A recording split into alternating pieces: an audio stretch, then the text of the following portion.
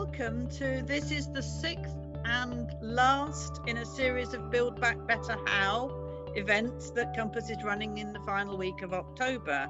The focus of this session is going to be leadership. How? What are the traits, sentiments and practices of leadership in the 21st century? And we have the most brilliant panel of speakers with whom we're going to be in conversation this afternoon. We have Uffe Elbæk, who's founder of Chaos Pilots, founder and former leader of The Alternative, but is now Danish MP for the New Independent Greens in Denmark. We have Mandu Reid, who's leader of the Women's Equality Party. We have Jamie Driscoll, Labour Mayor of North of Tyne. And we have Jennifer Nadel, co-director of Compassion in Politics. So in a minute, I'm going to set off in conversation with each of you, but just to ask you to join in the conversation, each of you in turn, how are you and where are you? Uffe, where are you? I'm sitting here in Copenhagen in my library, so it's actually very cozy. So I'm happy to take part of this very important discussion, but it's also a very complex discussion with a lot of dilemmas, I think. Very good. Okay, Mandu, how are you and where are you? I am in Lewisham in southeast London, and today, how do I feel? I'm in good spirits, but I'm not going to pretend that I don't feel a sense of anticipation about, where we're heading with respect to next steps in response to this crisis. We got a report, I think, from the Prime Minister at 4 p.m. that's going to give us those clues. So I have mixed feelings about what's likely to come out of that, if I'm perfectly honest with you. Of course. Jamie, where are you and how are you? Thanks, Sue. Well, I'm in Newcastle, north of Tyne, with my Northumberland flag. So this is home, and it's also office, which is where I've been working throughout since the first lockdown, which feeds into how am I, getting stuck in and so much work to do, and heavier than I should be because of lockdown. Yeah, no, me too. Jennifer, you need to unmute yourself. Yes. Where are you and how are you? Hello, I'm in London, and I'm always looking for the positive, and it's getting harder and harder to find that.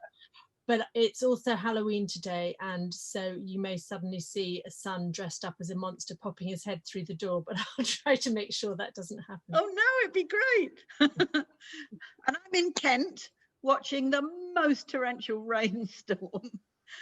So we'll see how that goes. So we thought leadership was an important issue for this final session, because in a sense, without that, the rest of what we've been talking about all week doesn't happen. I've taught and thought about leadership for the last 30 years, and I've always been puzzled about why political leadership is often so difficult and often done so badly. And I came across a TED talk by, and I may not pronounce his name right, Thomas Chamorro Premuzic, an Argentinian social psychologist. And the TED talk was entitled, "Why do so many incompetent men become leaders?" And his argument wasn't that men are less competent than women, but that men are more likely than women to be confident about their abilities, and that we, the public, are very bad at distinguishing between confidence and competence. And he suggests in all spheres of leadership, being unaware of your limitations increases your probability of being the boss. And I thought that was just such an interesting thought, that there's so little overlap between how good people think they are and how good they actually are. And when we're choosing political leaders, we sometimes do that with no understanding of the real qualities needed in a leader. So we go for the superficial ones: confidence, projection of a strong personality, certainty. And the mass media makes it worse, because we start to look for the sort of charismatic individuals who come across well in snappy interviews and gladiatorial hustings. But the skills we need as a leader are very different from those needed from a stand-up comedian or a chat show host. Although we'll have to all watch the American election and see whether the American people are capable of making that distinction. So Ruth Lister, very, very dear friend of mine, and I decided that we would come up with a job specification when both the Labour Party and the Lib Dems were looking for leaders at the same time. And we came up, and the job specification is on the Compass website. So do have a look at it, and you can make your own judgments about how much anyone was listening. But we came up with a set of things. We said they need a moral compass, able to live comfortably with their own professed values. They need to be able to create the conditions in which leadership and energy and ideas of others will flourish. They need to be able to articulate a bold vision of a good society, and then to set that in a realistic, practical context, so that we're talking not just about what we want, but how we get there, a sort of sense-making role and a realism about where are we now, as well as where we're going. We talked about a capacity for self-doubt and self-awareness, understanding their own triggers and biases so that they're able to question and challenge their own assumptions. We talked about engaging the energy and commitment of others, relationship building, empathy, motivating others to act, but knowing when to support others and allow the leadership of others to move forward. And we talked about the ability to model a kinder way of doing politics and think creatively about inclusive ways of building bridges between different tribes, different viewpoints. And Francis, my great colleague at Compass, was saying to me just before we started this session that, well, yeah, that's all great, but where's the hard stuff? Where's the courage and the ability to do dangerous, difficult things, make difficult choices, step forward when it needs to be stepped forward? So I think this is, as Uffe said, this is a really complex area, but changing our idea about what good leadership is like might be an important part of getting our politics right. And my sense is in local government, you know, where Jamie is, and in, you know, teaching leadership and management, which I've done for a very long time, these sorts of things are obvious. You know, they're discussed, they're put in people's job specifications. There's something about politics which makes it harder somehow to recognize capabilities and skill sets in all their complexity. So I'm hoping for a fascinating conversation about what is it about politics, both campaigning and representative politics, that we need to take account of in order to change things.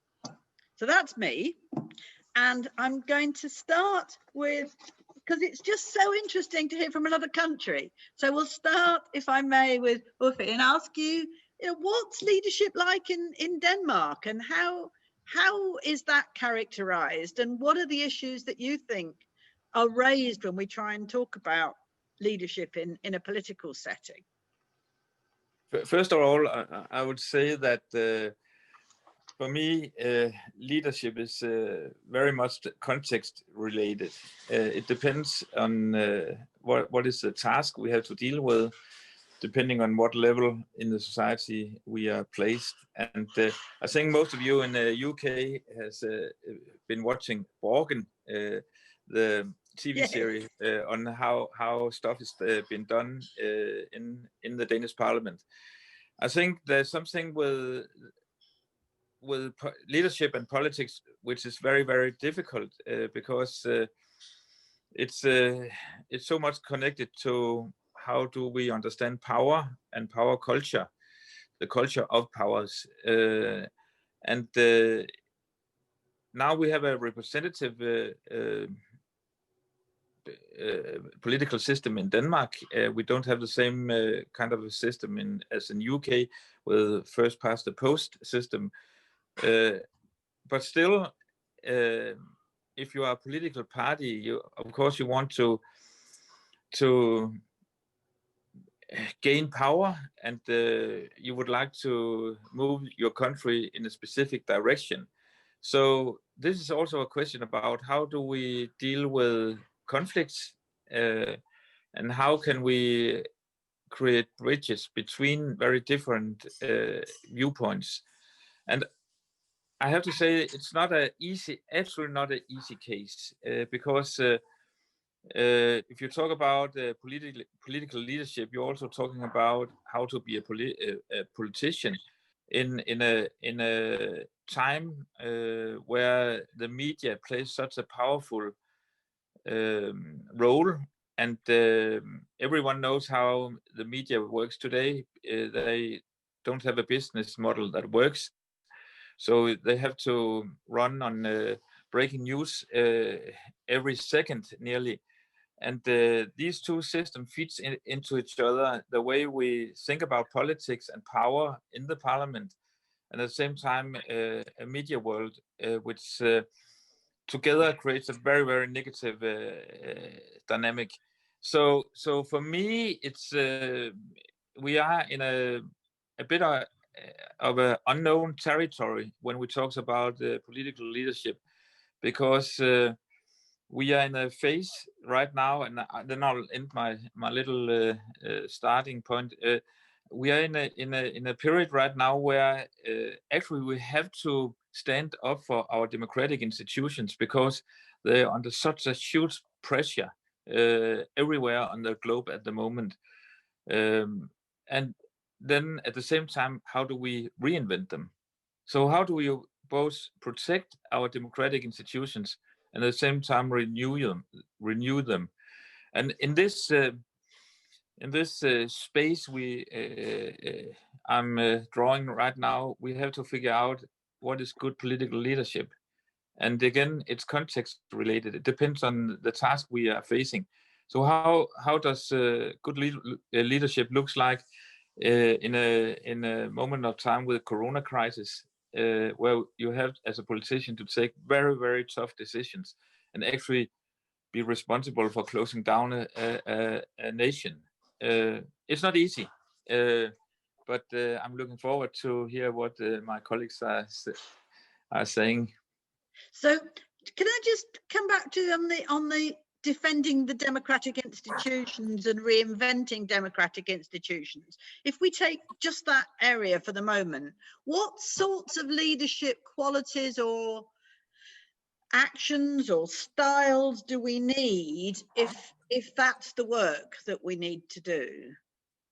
Yeah, I think that a big task for me as a politician, and also a person who has had leadership roles all my life, is to figure out how can I engage the citizens in the decision process, even if the decision at the end will be taken on the floor in the parliament. So right now we are discussing and have to decide for a very ambitious climate strategy for Denmark. And part of that decision will, of course, take place in the government and in the parliament. But right now we have added to that also a citizens' assembly model. So you have both the process inside the parliament and the process outside the parliament. And I think this is a task I'm dealing with. How can we make the parliament and the political process much more transparent and open, and both respect the task we have in the parliament and take responsibility for that, these decisions, and at the same time create a new kind of a democratic bridge from the parliament out to the civil society. And there are many ways to do that, to build that bridge, democratic bridge. You can work with citizens' assemblies. You can work with that. The last idea I was able to get through the parliament was to make it possible for citizens to address a specific political question, and if they can get support from 50,000 other citizens, then we have to talk about that issue on the floor. So there are many different ways to create this democratic bridge between the traditional parliament system in Denmark and then the rest of the society. And do you think because Denmark has proportional representation, the leadership model is different? Do leaders find it easier to collaborate in Denmark than they bloody well do here? I'm not saying that we are better here in Denmark than you in the UK. Absolutely not, because we're just human beings. We are full of our own dramas and egos and the power play. I'm not saying that. There's a lot of similarity between tough political power game in the Danish Parliament and the British Parliament, but I think that I actually think, to be honest, that your political system will first past the post are dysfunction. And it's nearly impossible for new political parties to be elected in. Yeah. So you have created a system that that keeps the new voices out.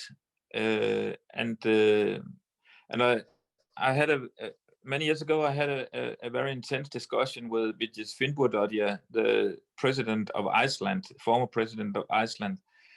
And she, in a very, very simple and sharp way, she asked the questions: have we invited the right voices to the decision table? Do we have the right voices around the decision table?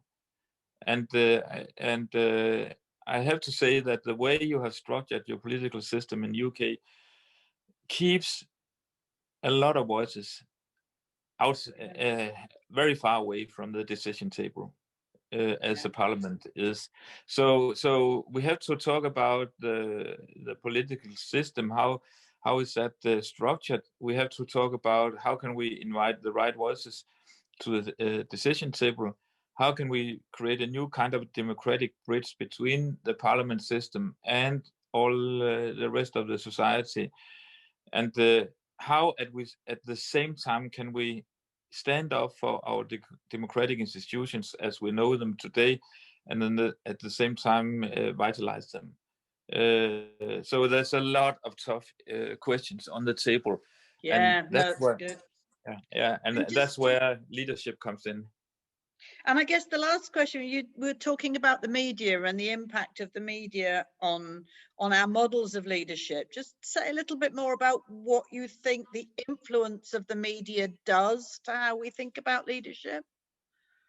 Yeah, I think that again, I have to deal with it in a bit of a paradoxical way, because we need very critical and brave and sharp media institutions to challenge the power structure as we know it, also in the political world. But there's a big but, because of the way the media are structured today, that they don't know that the business model doesn't work anymore, because people are used to get free information from the internet. And the only way most media institutions can get money into the system is to create clickbait on the website, and through that, of course, get money from people, from ads, etc. But if you have to get a lot of people to read your story on the website, it has to be very dramatic, and it has to be very full of conflicts and personal stories. So therefore, the media is focused, because of that they don't have a business model that works, is to heat up the conflict level. And if you combine the media's way to act, and then how we as politicians also have to get our voices heard out there, so the voters think we are doing stuff in the parliament, then it's very easy or dangerous easy to play together with the media and jump into the conflict structure. And I can get a front page with a snap on my finger if I'll just say some very, very tough shit about some of my colleagues. It's so easy.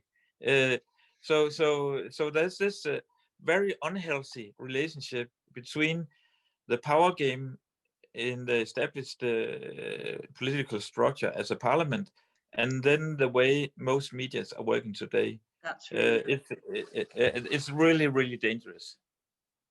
Let me bring Mandu in, because obviously the Women's Equality Party knows all about sort of not being listened to enough compared to the other political parties. But say something for us about, you know, what you've learned about leadership through leading a party like the Women's Equality Party, and what you think that means for politics, both campaigning politics and representative politics. And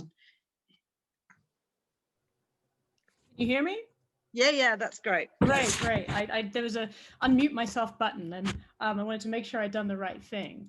How should I approach this? I think I want to approach this, first of all, from the perspective of just how I view leadership and how I view the leadership that we need at the moment in this country.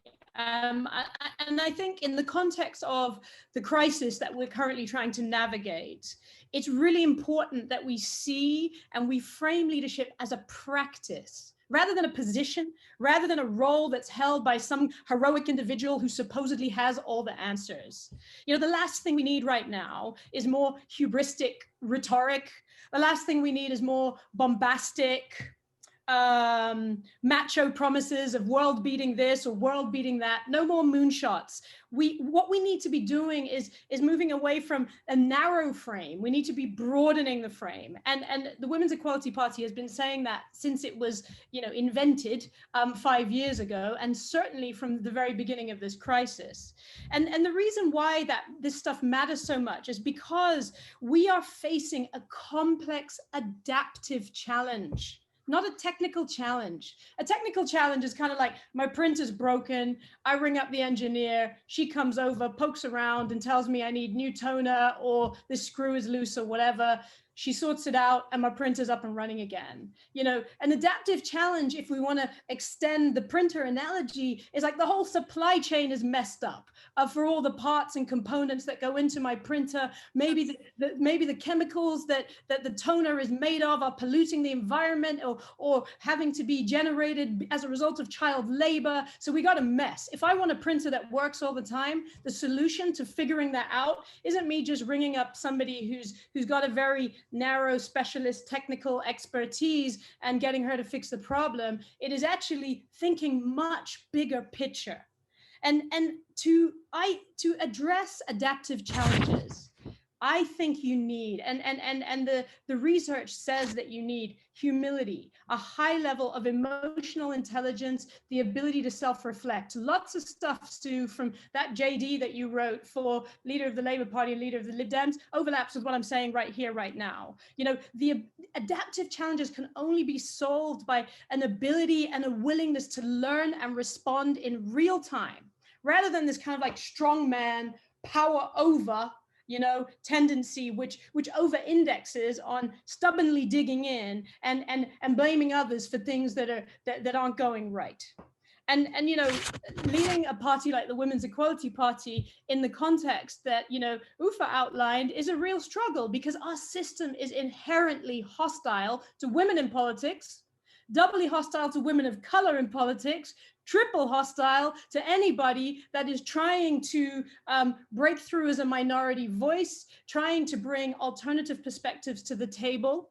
And I'm not going to lie to you, I wake up most mornings with a kind of like heightened adrenaline and cortisol going through me because of the stress and pressure of it. I'm not going to pretend that that's not the case for me. And the self-reflection thing is so interesting, because over the last, you know, 9 months or so, my own self-reflection has helped me interpret that from my own personal perspective, to be able to do the job that I'm trying to do as a leader. And by the way, we're a small party, but we've done well. You know, we've outlived Change UK. We've outlived the Corbynism project that came along 6 months after us. We're still here despite the hostility of the conditions we face.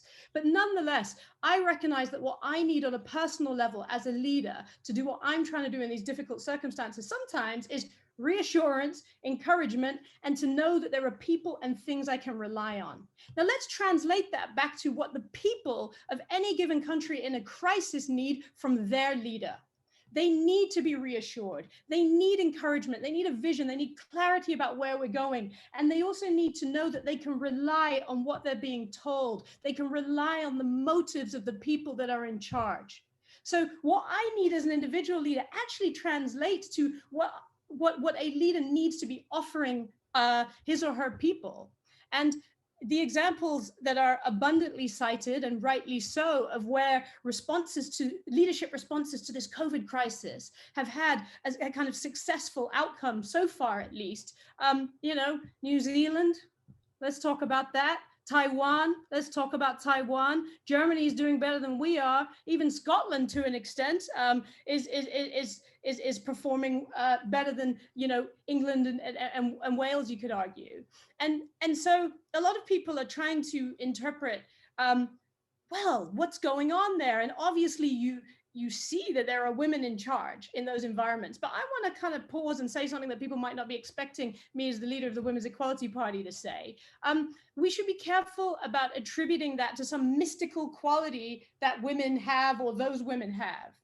They are exceptional leaders by a lot of margins. Of course they are. But then actually they are leading in an environment, in a context, in conditions where the landscape is more equal. And that gives them the space. And like Taiwan, that Taiwan comes 9th in the Gender Equality International Index in January. The last data came out about that. It's the most gender equal when you look at Asia as a whole.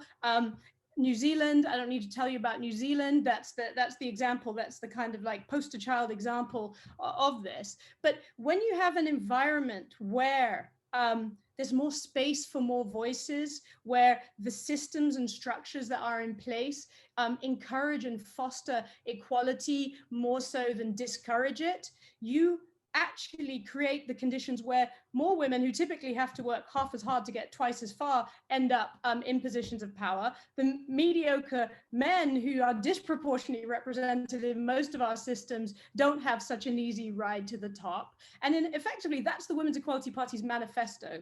I'm optimistic about this crisis, though, because I believe that the last few years, and the crisis is in a way a crescendo of this, represents the last stand of the type of, macho, problematic strongman leadership that derives from traditions such as, the art of war or Machiavelli's The Prince, all of that way of looking at leadership. I think we are in the final death throes of that being what citizens look for and what they want. And I think compassion and I think empathy is gaining in currency, and it's about time.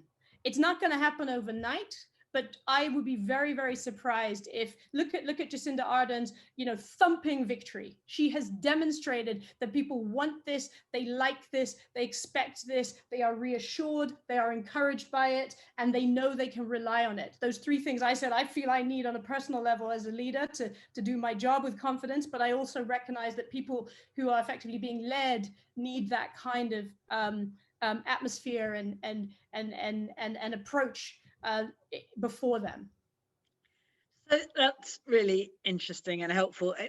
So given what you say and that it's very persuasive, faced with the sort of media approach that wants to structure you into being a sort of leader that you don't want to be, how do you deal with that on a day-to-day basis? How do you handle media situations in such a way that you can be authentically yourself but get your case across or do what, how do you manage that tension?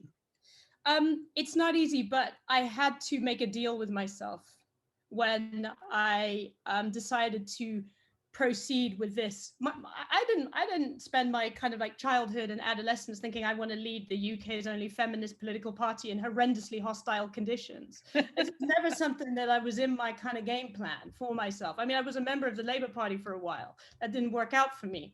And I thought wasn't interested in politics on the back of that experience. But for me, what I promised myself that I would do is that I would refuse to wear the fancy dress of being a politician. I said to myself, if I'm doing this, I refuse to try and fit into the mold that is expected of me. And I'll give you an example of where I got some inspiration from. I mean, Jacinda Ardern is one, but I want to give some other examples because I think most people are familiar with her. There's a really brilliant politician in the States. Her name is Stacey Abrams. She was one of the people who was considered as potential for Joe Biden's running mate before he selected Kamala Harris. She's based in Georgia, which is a pretty brutal Republican state. She's in Atlanta, part of the city legislature there, and she has done something. She's a Black woman, so all of the things I've described that are occupational hazards for Black women in public life and in politics apply to her. She has a personal backstory of being in a lot of debt. You know, she's got a lot of personal debt, a lot of student loan debt, credit card debt. She's had to help her family out in certain situations. She didn't conceal that. She didn't try and sanitize that. She didn't try and launder her image to fit into what the expectations were. Guess what that did? It created for people who don't normally see themselves represented an example, you know, and actually when a country is going through immense economic turbulence, people who are suffering under the burden of debt need to know they are going to be disproportionately affected by the economic decisions that get made. So having somebody actually stand up and say, this is me, this is who I am, this is my backstory, I think has immense power. And I think we are entering an epoch, we are entering an era in politics where more of that is interested, more of that is sort of demanded. Somebody in the chat was saying, oh, New Zealand has a small population, it's not a great comparator for us. Well, Germany's got a bigger population than us. And the steps they've taken with their leader in charge, I think, give us a template for some of the things we could and should be looking at as we determine our own response and our own leadership journey through the crisis that we currently find ourselves in. Thank you. Okay, let me now bring Jamie in. Jamie, leadership in local government is wildly underrated and underestimated. I spent my life studying local government. It's a really, really important sphere. What have you learned through that, and what do you think we need to be taking account of when we think about political leadership in the future? Yeah, thanks, Sue. It's interesting. Your opening comments, and I'm paraphrasing here, the question is, why are our political leaders so crap? Why are some so crap? I'll contest that, because I think actually political leaders on balance are about the same as leaders. It's just a harder job, which is very much what was saying. I used to be a season ticket holder at the football, and you'd regularly hear people from the shouts shouting, oh, why didn't you miss that? Why didn't you score that goal and all the rest of it? And I used to think, you try running at that speed with a load of professionals trying to kick your legs out from underneath you, then you complain. And I think this speaks to what it is in politics. You know, Mandy was just saying there that every day she wakes up full of adrenaline, cortisol. Uffa was talking about the media pressures that people face. And the psychological abuse you get, that everything is questioned, that you have to be whiter than white. You don't get that if you're a hospital administrator or a CEO of a company. You know, you just get to do your job. And the other side of it is, well, actually, there was Owen Jones wrote a piece about the Labour Party leadership election. He talked about something called centrist hack syndrome. And he was saying you get these people put themselves forwards who've had friendly journalists giving them popular publicity. And then as soon as you stick your head above the parapet, you start to get exposed to everybody's prejudice and bile and misanthropy. And then people think this is really hard. The other aspect to it is actually the difficulty of the job. So a typical day for me, I might have to have an hour's meeting about housing and speak to people about that and sound like I know what I'm talking about, and then do something about transport, and then do something about adult skills, and then, you know, and you've got to do all of those things in the same day, and you've got to be on top of it. And someone described it to me as well, it's, you take a drink and then you realize you've put a fire hose in your mouth, and you just, whoa.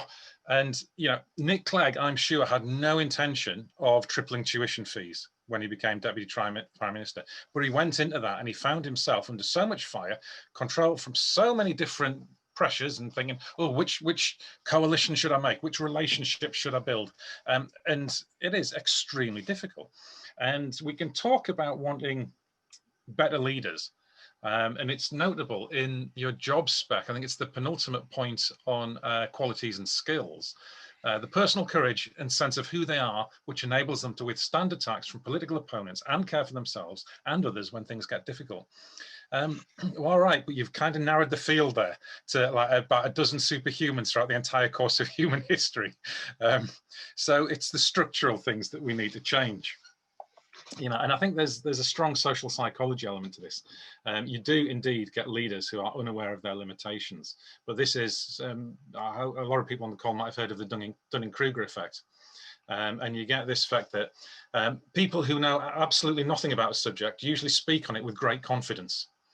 And anybody who's any presence on social media is aware of this.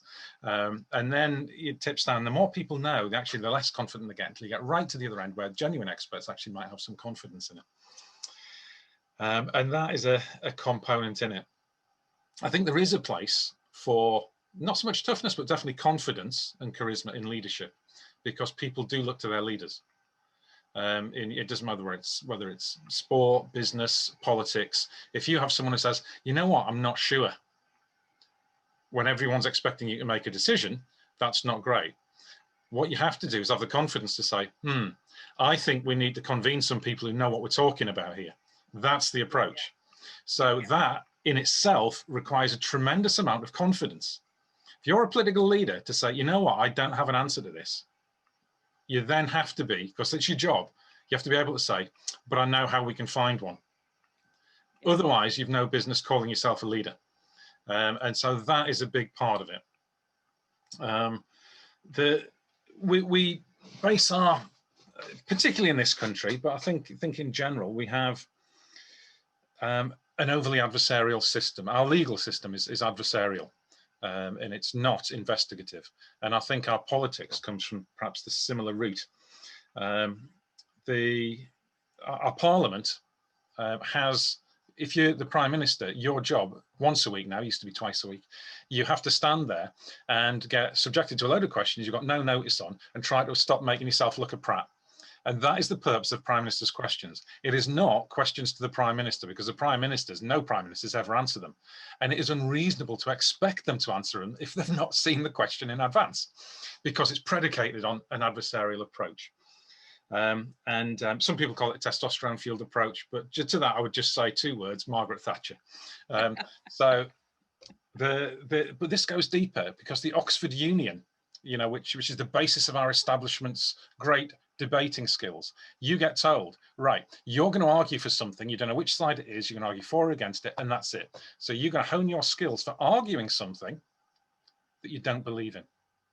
And that is a serious problem in leadership, because you need a number of things. You need all the personal qualities that we've spoken about, but you need to know your stuff, and you need to know what good looks like. And if you don't know what good looks like, you've no business being a leader. And so many people, I've had a lot of people speak to me about, you know, how did you win your selection? I want to go for mayor, West Midlands, West Yorkshire, whatever it is. How did you do it? And the first question I always ask them is, well, why do you want to do it? Because a lot of people go to leadership positions because they think it's next up, because they think it's a better chance, because they think they can do a better job as Prime Minister. That is not the reason to do it. The reason to do it is because you have a vision of something that you know what it will look like if it works, because that is what fall back on. Otherwise, it is inherently narcissistic. And narcissism is about the worst quality in leaders. So just a couple of things to pick up on is, I think these are structural. I have the advantage that there is no shadow mayor. My job structurally requires me to get anything done. I've got to convene people. So my cabinet, I don't get to choose who's in it. I have the leaders of all the local authorities. I'm a regional leader as a metro mayor. So I have to work with Conservatives. I have to work with someone I beat to get this job. And I have to work with a whole range of people in business and civil society and religious leaders and the lot, and bring them together to achieve change. But I don't have to face opponents across the floor who are trying to have a pop at me. And actually the worst ones are the ones who know they've got no chance of ever winning. Because if you think it's hard trying to get your voice out as an opposition party, yeah, when you're in a position of government as I am, you've not only got to do that, you've got to deliver it and make sure you're doing the whole thing right.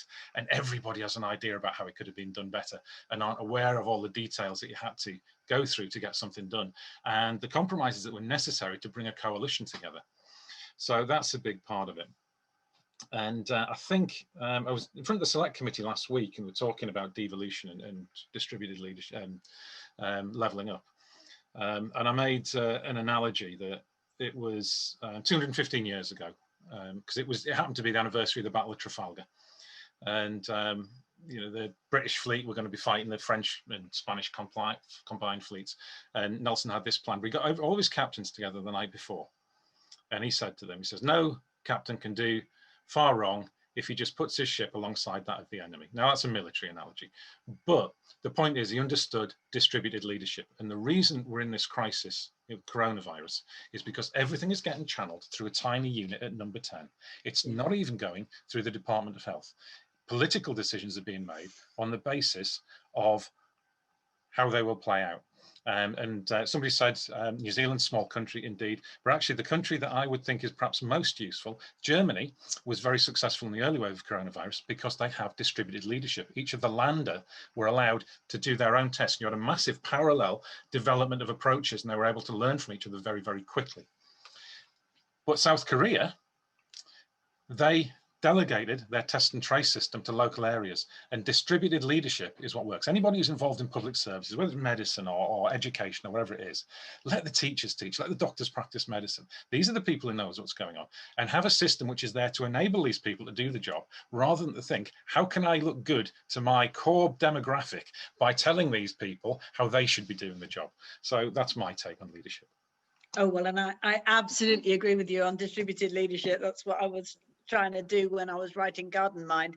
And I think, you know, worse even than Westminster politicians at responding to the sound bites are the political advisors, you know, in little huddles, you know, who are, you know, hooked on the adrenaline of the 24-hour media and are, you know, very unlikely to examine themselves. But that's partly youth, I think. So I guess the danger, so here's the danger is the job is so hard, as you say, that the people with the self-awareness and the self-understanding that we might need don't want to do it because they've sort of understood quite how shit it would be. And you're right that some of these pressures are structural. So what could we do, you know, in a changed world? How might we change the world of politics to make it easier for people with the right skill set and the right self-awareness and the capacities that you're talking about to survive and thrive and not feel under total pressure all the time? I think it's a very good question, Sin. If I had the answer, I would have published it, but you may still have to.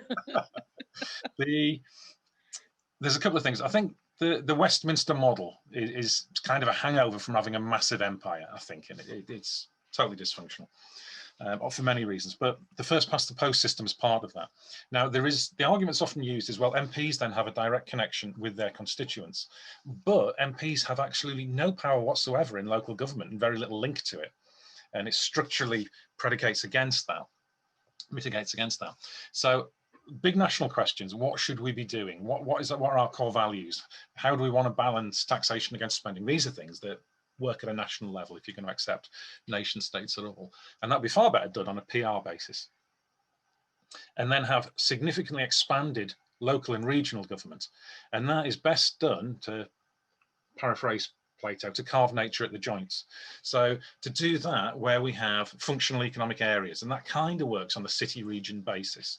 So the Northeast, Greater Manchester, wherever it is, where you have travel to work areas, and most of the organisations interact with each other, not local council areas, which are far too small. We used to have these things. They were abolished in the 1980s under the Thatcher, counties, because they were a threat to the reigning political system at the time. Funnily enough, I had a conversation with Michael Heseltine last year about this. He was key to that, and he said it was the biggest mistake he ever made, and he fully regrets it. And he even went public and admitted that. But you know, there we go, 40 years too late. Well, we may need to, I mean, in a sense, you know, what Manchester's doing, what you're doing in Tyneside is reversing that trend, you know, bottom up, And it's interesting to watch power moving towards you as central government ceases to be able to cope. So we'll see where that goes. There is still some hope, I guess. Let me bring Jennifer in. Jennifer, I mean, Jamie's right. You know, the job of leading in politics is much harder than all the other difficult jobs. But why don't we have better political leaders, or how would we get better political leaders, or create space for better political leaders? Well, I don't think we can look at a vacuum, at leadership in a vacuum. We have to look at the way in which it operates. And one of the reasons why political leadership is so much harder than leadership in other areas, as Jamie so rightly pointed out, is because of the culture. You know, no other place of work, if we compare the floor of the House of Commons with any other place of work, would allow shouting, booing, jeering.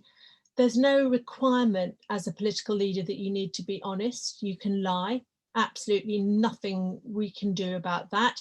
You can scare people and create a climate of fear such that they feel driven to go to anyone who lies and says they have the definitive answer to make them feel safe again.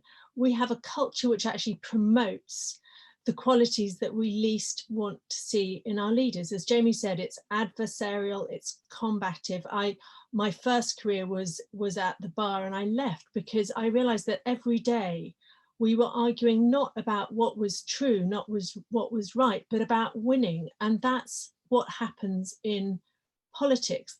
The arguments become about who is right about a particular policy, not about how best do we solve this solution. It becomes a tug of war, my way or your way.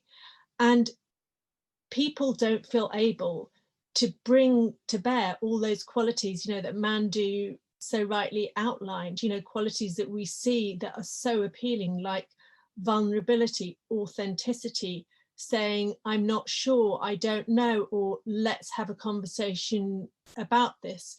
Compassion in Politics did some research earlier this month, and we found that the level of disagreement between political parties has actually been growing over the last 20 years. It isn't just a facet of what's happened recently of Brexit and, you know, the tectonic plates that have been moving in recent times.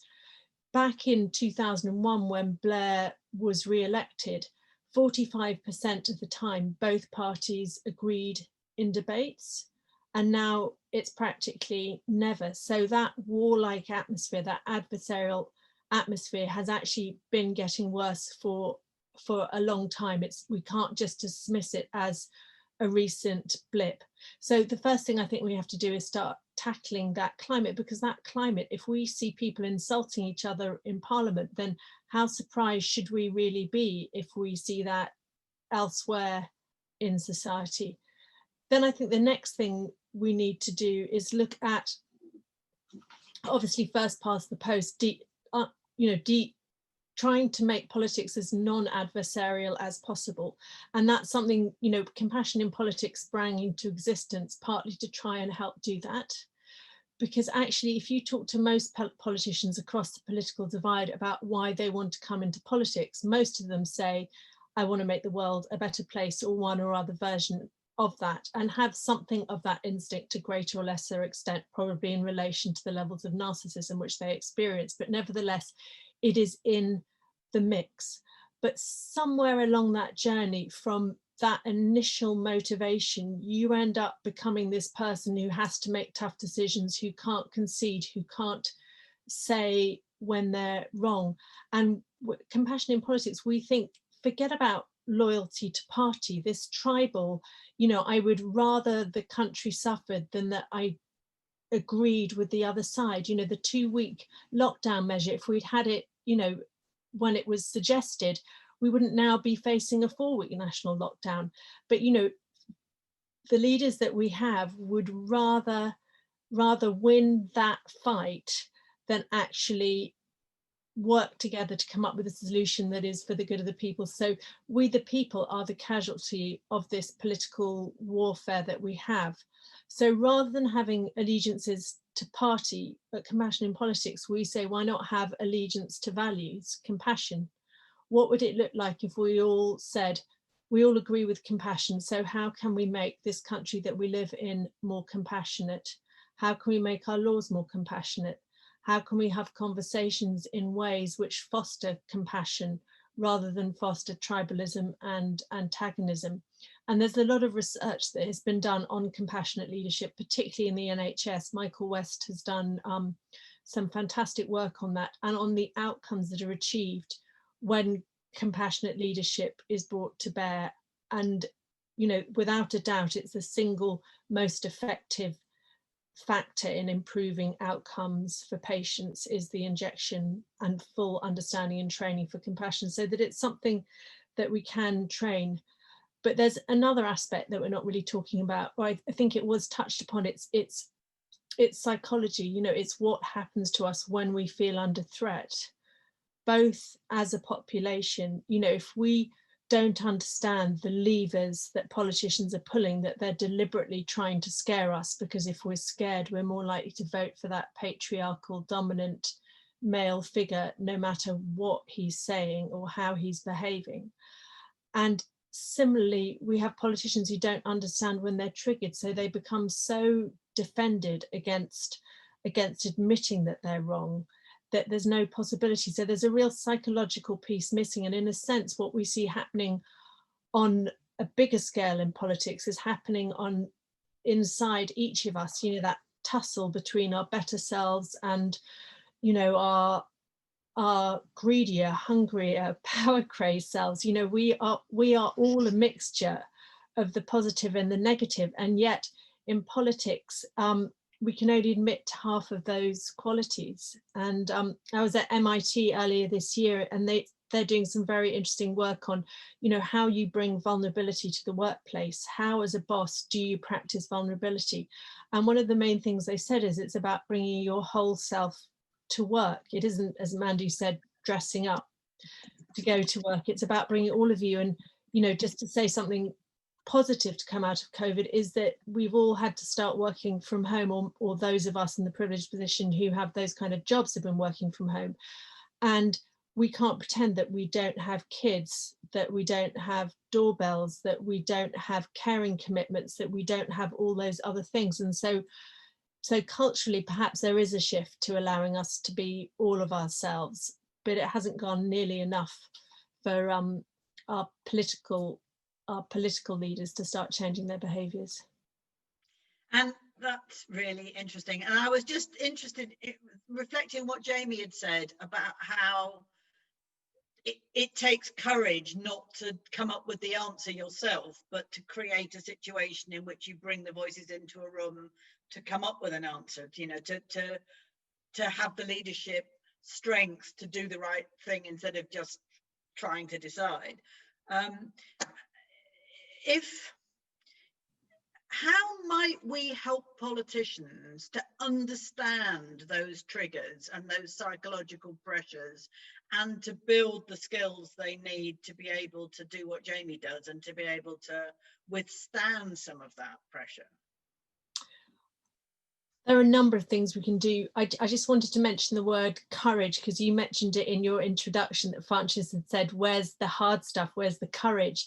And actually those qualities that you're talking about take far more courage than sticking to your point of view and not letting go. Even if the ship's going down, you're not going to change your course because you're, you know, courageous. That's not courageous. Courageous really is to be in a room and say, I don't know, and allow others to come up with the answers, to not be the goal scorer the whole time, but the person who helps to make that goal happen. So we do have interesting things happening in Westminster already. We have the mindfulness training that happens, and 400 parliamentarians have engaged with the Mindfulness in Parliament project.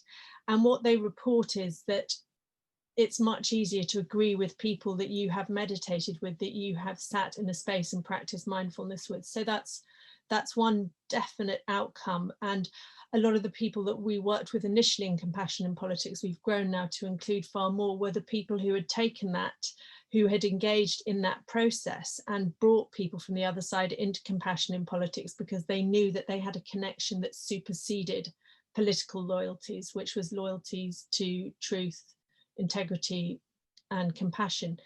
but we can have training. It's really simple. We're working on at the moment on compassionate leadership training for politicians, and I think we all need better psychological education to understand emotions. We receive no education whatsoever in emotions, and particularly now, you only have to leave your front door to see the simmering rage that is here, propelled by fear and genuine sense of frustration. But if we don't know how to deal with that rage, it can spill over into something really, really horrible. So I think as a society, we need to look at the absence of emotional awareness training, the absence of teaching kids and adults to know when they're triggered, and that it is better to self-soothe and not engage in the discussion until you've actually returned to center.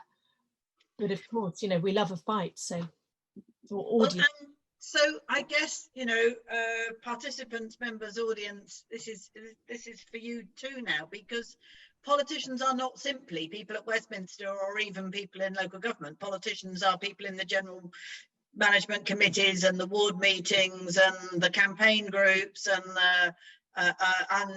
the mutual aid societies. As political leadership is all over the place, and I guess that shift is as much to do with how people behave in a local ward meeting or a local campaign meeting, how to handle the anger and the frustration in those spaces, as well as just doing it in Parliament and in local authorities. And sorry, Sue, I just want to say on that, you're absolutely right. And what we're doing at the moment is working with ACAS to try and develop a code for political life, which involves, first of all, it defines bullying and harassment so that we couldn't have that as an integral part of politics, which we do, is absolutely enshrined in our system, but it wouldn't be allowed in any other workplace. But it would also bring in those psychological tools like using I statements, criticising the policy, not the person, not launching personal attacks, making sure the other person feels heard. I mean, it isn't rocket science. We do have these psychological tools. We are just not using and not modeling them. Okay, so we have tools. Can we do more with them? We need to move to the great breakout sessions, and hopefully people will have chosen the speaker they want to be in a breakout session with. Grace, do you want to say anything about how we're organising this?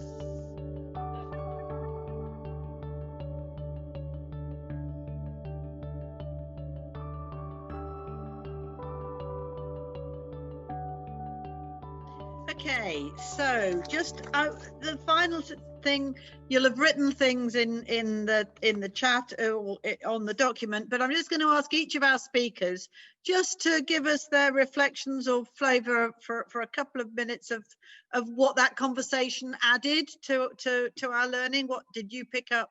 What would be helpful to share? So let's start with Uffe again. Still with us? Couple of highlights from that conversation for you. Yeah, for sure. The time went way too fast. Yes, it wasn't very long, I'm afraid. Yeah. But two things. One was that we're talking up to now mostly about how can we get better political leadership.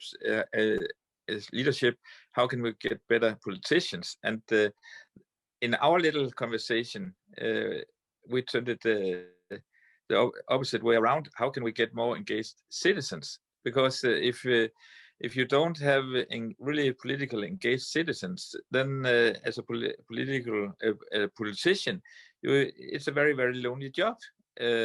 So how can we engage citizens in a much more interesting ways that we normally see?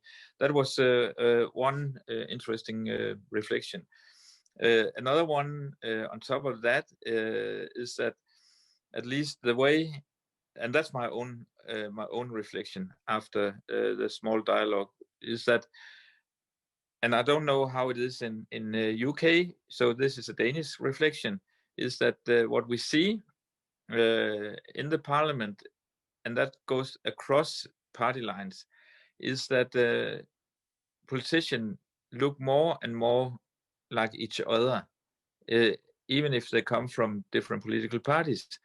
They have the same kind of academic background. They are part of the same kind of social network and cultural network, and they have reached to their position through the same kind of career patterns up through the youth organization and the party organizations, which is quite dangerous, because then you develop a kind of a political class, which with a big with a big distance from the ordinary citizens. So how can we create a much more diverse political membership base inside each party, and how can we create another way to political journey from being a political member of a political party to be elected politicians? So it was a really nice discussion, even if it was short. Thank you. Yeah, we've got, politicians whose parents were politicians, and it always makes you think, what have we done here? Mandu, what was your group? Again, very short, I know, but yeah. Anything to add? Yes, of course. Actually, some stuff that echoes what we've just heard. But an interesting thing that was said, which I think is important, is whilst, being self-reflective, empathy, compassion are things we on this call all agree on, is there a sense that, we're being naive, that and that realpolitik will sort of interfere, and that actually out there on the ground, people would just kind of tut and not take seriously some of the things we've asked for? And that where there was overlap, though, in our discussion with what we've just heard from Uffe, is this idea of needing to create demand for these political, for these sort of traits and qualities within our leadership, within our parties, within our institutions. And so that does translate across to engaging the citizens more, and getting people to be more politically active.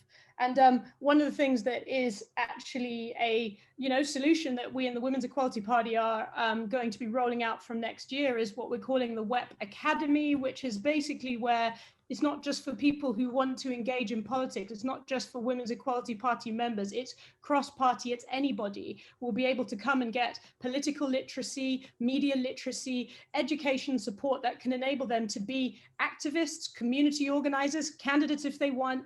And I think we need more of that type of movement to create a political renaissance in this country that resembles the renaissance that followed the Black Death in the 14th century. We got a pandemic. Well, there's previous form in history for pandemics precipitating really transformational change, but it won't happen by itself. And I think organizations like Compass, organizations like Compassion in Politics, certain wings of the mainstream parties, if we work together on this, we can actually precipitate momentum that changes things. And 10 years from now, we can be having a very different conversation.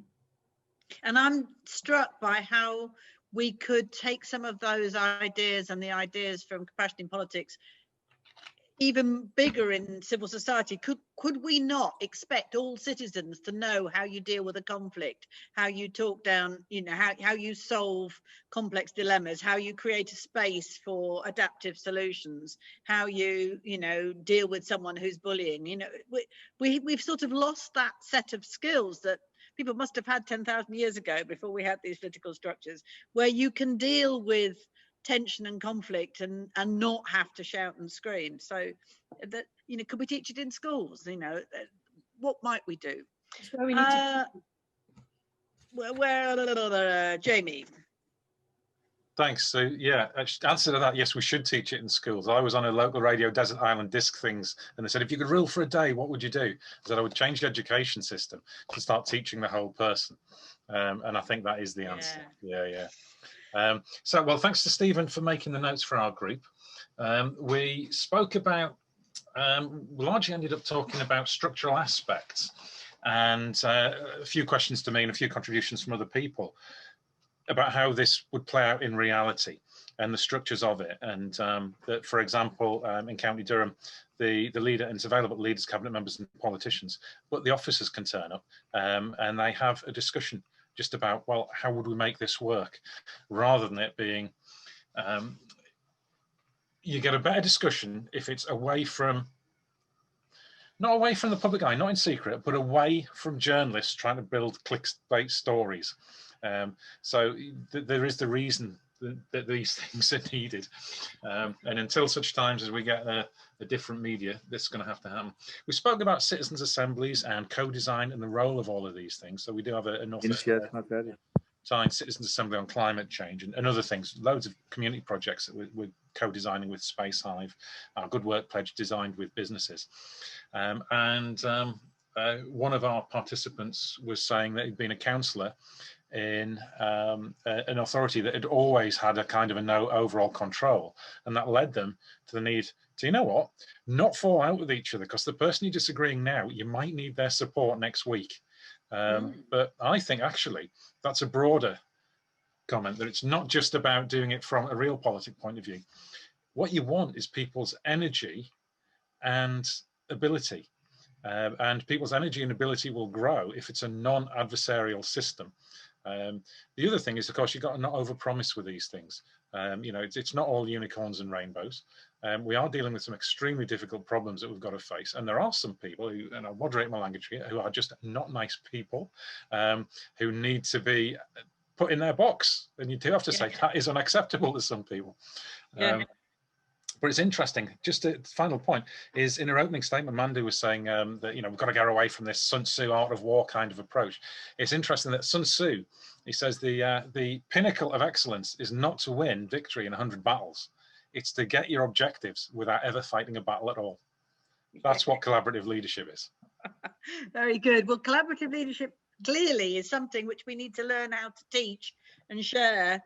And I guess find ways that where we deal with what isn't acceptable, other than through complex governance processes, but we learn how to deal with each other as human beings, and have the courage to name things and deal with people. Jennifer, I can't see you, but you're here somewhere. I'm here. Yeah, we had a great discussion and everyone agreed about the style of leadership we wanted. There was no discussion about that. And there was also a lot of consensus about what next steps could we take. And one of them is training. You know, in business leaders have to undergo management training courses and all sorts of different practices to make them HR compliant. And there is no reason why we can't expect our political leaders to have the same level of training as our business leaders. And you know, our politicians couldn't run most of the successful businesses we have. So I think we can learn from existing structures how effective decision making can be made. It's not rocket science, we know it, we just have to apply it. And we also talked about gender, how to make sure there was better gender equality, that would improve decision making, how to distribute power better. But finally, I think the main thought we all had was that, you know, we don't want to let this crisis go to waste. There is this moment when we really can bring about change. You know, as Mandu said, you know, there is plenty of historical precedent, but there is also historical precedent for moments like this turning really, really ugly. And so it's really for all of us to make sure that this is an opportunity. And, you know, what Compass is doing with this whole series of talks on how do we build that better, you know, how do we actually do it? We know we want to do it, but how is incredibly helpful in that process. So thank you, everybody. This is clearly an area where we have got lots of work to do as Compass, as all the organisations in civil society, and the ideas that have come out of today, the ideas that are in the chat, the ideas that are in the reports that you've written, we will take away and think about. The same is true of all the events we've had during this week around Build Back How. The how is so important because we sort of have a lot of agreement about what we're trying to do, but if we can't find a way through, it'll just be, what did you say, Jamie, unicorns and such like, you know, we need to make this real. So Thank you very much to everybody. There is a link in the chat, I think, coming up, which will enable you, if you know, like if you go to a real meeting in a real room, there's a bucket at the door which says, you know, if you could contribute something to the hire of the hall, that would make life better. Well, we need to do a virtual version of that. So if anybody is willing to contribute something that will enable us to carry on doing this sort of work, that would be brilliant.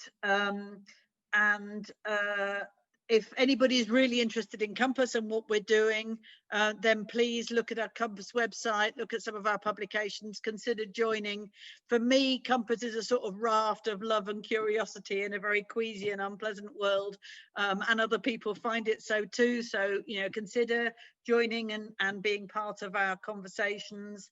And there's a big podcast coming up, which I should just ask Francis to mention. Francis? Yes, thank you. I do want a raft of love and curiosity on our next Compass t-shirts. That's brilliant. Just to any of you who've been interested in these discussions about leadership and also how we have conversations, we've got a really exciting podcast coming up on Thursday, which I'm super keen to get you all to join the conversation, because it's about the US election. We've got 3 amazing US activists on the call who are in their own ways going across campuses and across the states to kind of encourage a different kind of political leadership and a different kind of political conversation and capacity. It's all about dialogue, how we work through and interrogate divisions, and especially in the days following the election, that'll be more needed than ever. So please do join us on Thursday at 6 p.m. Grace is going to put the link in the chat. It's an open call, so anyone can join. Yeah, hope to see you there. Brilliant. And thank you again to our 4 brilliant speakers, who are not just brilliant speakers, but doing fabulous things in the world, which will enable us to try and create the better society that we need and want, and help us build back better. So thank you to them. Thank you, Ufi. Thank you, Jamie. Thank you, Jennifer. Thank you, Mandu. And thank you to everyone who's joined in today. Thank you to everyone who's been part of the week's activities. Stay in touch, look after yourselves, keep safe, and we'll see you all again soon, I hope. Bye.